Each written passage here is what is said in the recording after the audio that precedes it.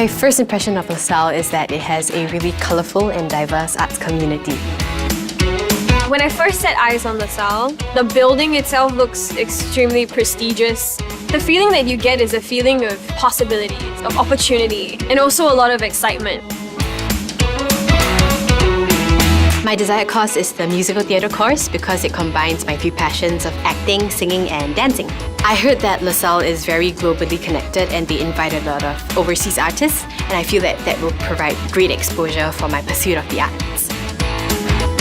LaSalle can help me in achieving my dream to become a filmmaker and being a person that is confident and comfortable with pursuing my own dreams. To me, Arts or Nothing means to project emotions through a correct outlet. Arts or Nothing means a leap of faith because it's not really a mainstream choice, but I want to follow my passion. Arts or Nothing means aesthetic because I love to see beautiful things.